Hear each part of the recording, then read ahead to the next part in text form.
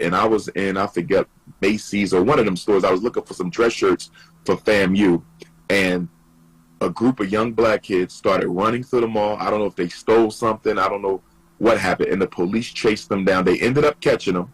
They didn't brutalize them, you know, but I was just so embarrassed standing there as a black man and seeing these young children here act like complete fools, running all through the mall, police tracking them down and throwing them down and, you know, handcuffing them and walking them out. I was just embarrassed. And all I could say to myself is, where are the black men? If we were in their life, they wouldn't be inside the malls running around and acting like fools. But what's so unique, Dr. Johnson, about your school that separates you from other schools? Number one, and I say this in all humility, that I will be one of its teachers. And so the young men who attend the Frederick Douglass Marcus Garvey Academy, they will have Dr. Umar Johnson as their history and political science teacher.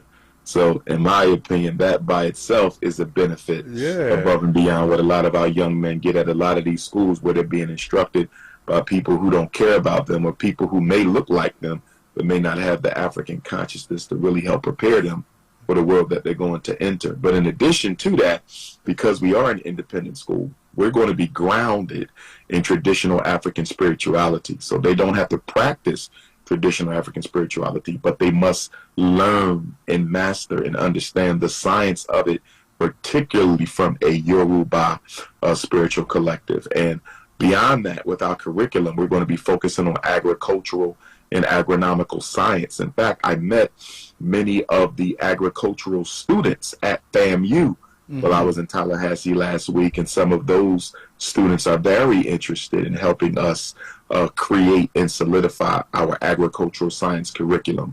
And of course, dietary and nutritional science, our political and military science, which I will largely head up myself, along with the other faculty in that department. We also have the science of the black man and science of the black woman. And of course, your economic and financial science will also be a cornerstone of the FDMG program and process. So I think we are unique, not only in our course offerings, but what our ultimate vision is, and that is to create young black men, Africans who are leaders. You know, many schools include the word leader in their title, but I don't think they're going to be as serious and as focused about creating leaders as we are. Our entire purpose and function is to create revolutionary Pan-Africanists who can go across the world and organize and lead our people back to our historical and ancient greatness. Everybody in the school going to want to be in your class. If I were a parent, I'd say, make sure you sign up to Dr. Umar Johnson's class. I don't know if you'll be able to teach and reach every student, but I sure will. Oh, yes, I will, for sure, Baba. I'm going to be the history teacher for all the children. So, you know, the way that the schedule goes, they will all get me. Yeah, that's great. It may be once a week. It might be once a day. It might be 2-3 times a day. But everyone's going to get me. And that is in keeping with the traditional structure of education, even in America. You know, principal originally was a word used to describe the principal teacher. And so originally the principal was like a player's coach, where you played on the team with your, you know, teammates, but you also coached them during the timeouts. And so I'm going to be a player coach. I will be the principal of the school, and I will also be a teacher in the school. Wow. So I will be going through the same experience as the teachers we hire will be going through. Yeah, we got another text from Obama Hagen, and he says that what you are doing is in the tradition of the freedman school. So now, I know that your school is going to be very unique, and as Mike was saying earlier about utilizing the outdoors as well, because you mentioned earlier on the show, not today, but previously, that you don't intend to, one of the things that's going to be different at your school is that you're going to take the students outdoors and teach them some real life skills and things. Oh, absolutely. Absolutely. In fact, there's a black-owned camping ground in southern Delaware. I've been trying to get in contact with them. I'm not sure why I haven't gotten a call back yet, but I wanted to go and visit their outdoor land, but I'm just going to have to start looking for some others because we're going to spend a lot of time in the great outdoors. I mean, You know, we want them to be men, and we want them to learn all the skills that a man should know indoors and out of doors in order to protect and provide for his family and his community. So we're going to be hiking, we're going to be fishing, we're going to be hunting, we're going to be doing our spiritual work outside, we're going to be camping and everything, boating and whitewater rafting, and we're going to be doing it all. And the beauty of FDMG, Baba David, as is the beauty with any independent school, you don't need permission from any superintendent. You don't need permission from the school board. You don't need permission from any white agency to get permission to expose black children to the experiences we want them to have. All we need is a parent permission slip in order to do what we're going to do. And that's the beauty. We are free. You know, when I was with the school district and I was, you know, administrator at these different charter schools, you know, we always had to get permission from somebody, you know, to do things. But with me being the boss and we being in control, you know, we don't have to worry about that. So anytime something comes up that we think our boys can experience or benefit from, guess what? We there. If there's a lecture in town and somebody's coming to teach on African history or psychology or, you know, anything relevant to African people, we can just pack up, put them in the bus, school bus, and head on out. So, you know, I'm just excited, you know, but I don't, as I told you before, I don't think too deeply into the future, you know, on the school, because it gets me so hyped and we're not yet able to use the building. So I try to block all that out, because when we start talking about all the ideas and the programs and it just gets me so hyped, and I'm not able to implement any of it right now until we get that certificate of occupancy. So, you know, as we say in Yoruba culture, you know, bit by bit, we eat the head of the rat. You know, everything is done in stages. And so the next stage is painting, balance out that drop ceiling, and then do the floors. We have a text from Lynn DeShields, and she wants to know how can they donate to the school? They can go to drumarjohnson.com, and they will see the donation links there. They can also go to my Instagram or Twitter, Dr. Umar Johnson, and they will see my link tree in my bio on both Instagram and Twitter. And on Facebook, they can go to Dr. Umar Ifatunde, and again, they will see my link tree link in the bio. And if they click on my link tree link, it will show them the FDMG donation links. They can also text me directly if they want, and I will send them the links as well. 215-989-9858. Again, that's 215-989-9858. I wanted to ask you, Dr. Johnson, you heard recently about the things that were going on in Philadelphia with some of the school children at the bus stops and things. And when it happened, I was saying to myself, I said, I would like for Dr. Johnson to have an assembly where he could address, maybe they could zoom it into many of the schools to have an address where he could speak to the children. A lot of young people listen to you. A lot of young people admire your conversation, and a lot of young people would follow your lead. And if you had the opportunity, what is it that you would say to young people about the violence that they are experiencing in schools right now? Well, unfortunately, you know, the adults we have not guided our young people in the way in which they should go. And oftentimes when we have these conversations, not with you per se, Baba David, because you talk about it yourself, but when we have these conversations about child or adolescent youth violence in the black community, you know, the elders or the adults, they often discuss youth violence in the black community as if it has nothing to do with them. We are the reasons that the youth are killing each other, fighting each other, shooting each other at bus stops, the big fights on the buses. You know, there was a situation that happened in Maryland not too long ago. There was a big fight even between the fraternities, black fraternities. A lot of this is because we don't have a council of elders, not a national one. It's not systemic. You know, so there's no law and order because we don't have the elders in place to administer it. You see, we don't have a rites of passage in place for our young people. They receive almost no guidance at all.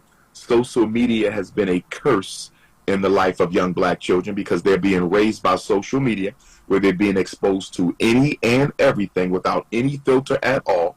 our single black mothers who are doing the best job that they can. So I don't blame them, but they are using social media as a babysitter because it's a very effective babysitter. But of course, the side effect of that babysitter being social media is that your child is being indoctrinated with sex, violence, and all types of other agendas that this society is pushing in our community.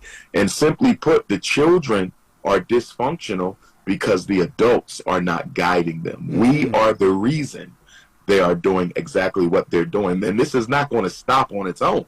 It's only going to stop when black men and black women take a hands-on approach to stopping the violence in our community. Nobody can stop the violence in the black community except black people. Now, if you were, let's say, the school superintendent or the mayor, or if you had their ears, what is it that you would say to the mayor and the school superintendent about what they should be doing? Well, one thing for the superintendent, you need to bring back the work-study programs.